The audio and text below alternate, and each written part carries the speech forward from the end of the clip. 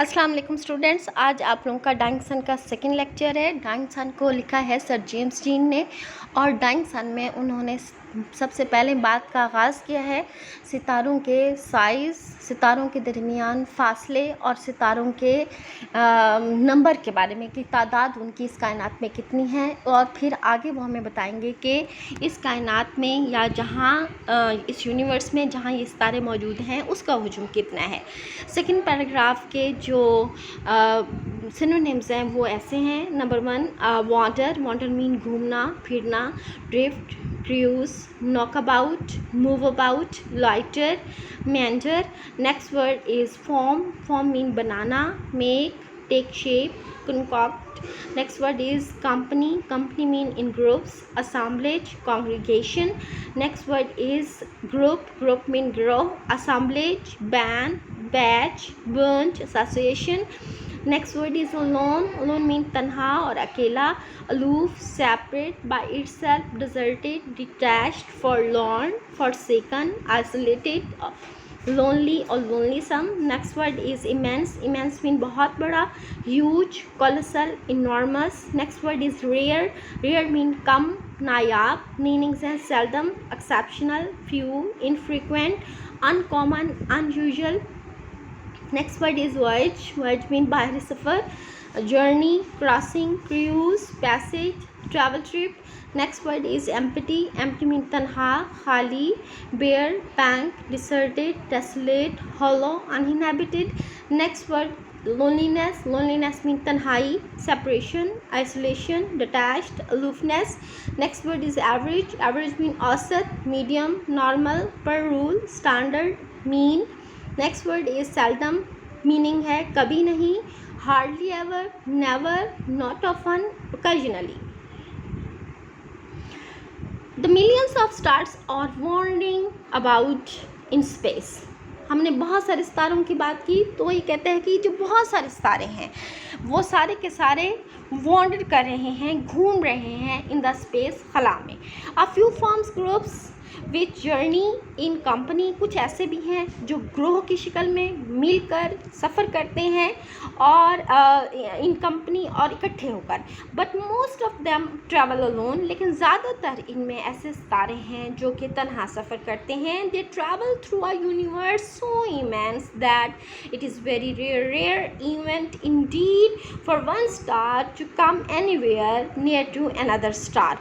लोग कहते हैं कि असल में वो ट्रैवल कर रहे हैं, चाहे वो कंपनी में कर रहे हैं या फिर वो तन्हा कर रहे हैं, उनके लिए बहुत मुश्किल है, बहुत ही नायाब है कि वो कहीं इस तरह ट्रैवल करते हुए एक दूसरे के नज़दीक भी आएँ. For most of the part each star makes its voyage in complete loneliness. इस कायनात में ज़्यादातर सितारा जो है वो अपना सफ़र बिल्कुल मुकम्मल तौर पर तन्हाई में करता है. Like a ship on an empty ocean. और उन्होंने मिसाल दी है राइटर ने इस तरह अकेले चलने वाले सितारे की, समंदर पर एक अकेले चलने वाले बहरी जहाज़ से. अगर वो कहते हैं कि कोई स्केल मॉडल, कोई पैमाना, कोई नमूना या कोई मॉडल बनाया जाए तो उसकी मिसाल बिल्कुल ऐसे है एक तन्हा चलने वाले सितारे की, जैसे कि समंदर की सतह पर कोई अकेला बहरी जहाज़ चला जा रहा होता है. और इसमें वो मज़ीद एग्जांपल उनके जो दरमियान फासले की वो ऐसे देता है कि in a scale model in which the stars are ship, the average ship will be over 1,000,000 miles from its nearest neighbour. और वो कहते हैं इस औसत पैमाने के मुताबिक, इस औसत मॉडल, इस मॉडल के मुताबिक अगर देखा जाए तो इस समंदर की सतह पर एक जहाँ पर शिप होगा उसके मुकाबले में उस दूसरा जो शिप होगा वो कहीं लाखों मील के फासले पर होगा अपने करीब तरीन हमसाये से भी. From this it is very easy to understand. वो कहते हैं अगर ये जो दरमियानी फासले की इस मिसाल से हम बहुत अच्छे से समझ सकते हैं why a star seldom finds another anywhere near it, कि ये वजह है जिसकी वजह से एक सितारा बमुश्किल ही किसी दूसरे सितारे को अपने करीब पाता है. In the next paragraph, meanings are believe, believe mean यकीन करना, accept, be certain of, be convinced of, count on, verdict, have in, hold, trust और स्वेयर बाय। नेक्स्ट वर्ड है ब्लाइंडली, ब्लाइंडली मीन बेमकसद, aimlessly, at random, confusedly, purposelessly, carelessly.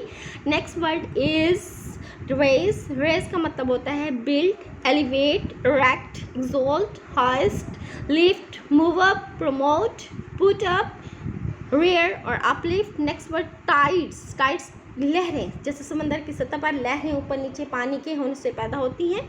Meaning है इसका current, एब, flow, stream, force और trend. Next word जो है वो है सरफेस, सरफेस कहते हैं ऊपर वाली सतह को। मीनिंग क्या है इसका, exterior, covering, facet, face, outside, plane, top और veneer. Next word is mass, mass का मतलब होता है हिस्सा या मवाद, block, piece, lung, hunk, chunk, collection, body, sum और होल। नेक्स्ट वर्ड जो है वो है फॉर्म, फॉर्म मीन बनाना, build, construct, contrive, create, device, fabricate. Next word है इमेजिन, इमेजिन तस्वर करना, visualise, think about, conceive, conceptualize, conjure up or devise. We believe, however, that some 2000 million years ago, this rare event took place, and that another star wandering blindly in space in the place and a warning star wandering blindly through a space happened to come near the sun. लेकिन वो कहते हैं कि साइंसदानों के मुताबिक, यानी इसमें हम जो कंसेप्ट पेश कर रहा है जेम्स, ये एक साइंसी कंसेप्ट है, तो वो कहते हैं उस कंसेप्ट के मुताबिक हम लोग, आम इंसान साइंस के मुताबिक इस बात पर बिलीव करता है कि तकरीबन कम अज़ कम भी हो तो 2000 मिलियन साल पहले एक रेयर इवेंट हुआ। और वो रेयर इवेंट या वो नायाब वाक़या क्या था, वो ये था कि एक दूसरा सितारा वॉन्डिंग ब्लाइंडली थ्रू स्पेस, खला में अंधाधुंध चलते चलते, गर्दिश करते करते, happen to come close near the sun, किसी तरीके से हमारे सूरज के करीब आना शुरू हुआ। Just as the sun and moon raise tides on the earth, जैसे कि सूरज और चाँद जब उनकी अट्रैक्शन ज़्यादा होती है तो वो ज़मीन की सतह पर लहरें पैदा करते हैं।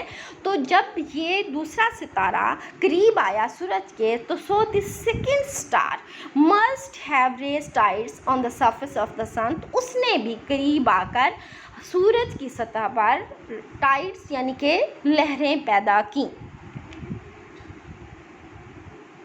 ये था आप लोगों का आज का लेक्चर। इंशाल्लाह इससे रिलेटेड क्वेश्चन भी मैं अभी आपको पोस्ट करती हूँ, और ये इसमें दिए गए सिनोनिम्स आपने याद करने हैं, और साथ में उससे रिलेटेड क्वेश्चन भी बच्चों आप लोगों ने लिखने हैं। अल्लाह हाफिज़।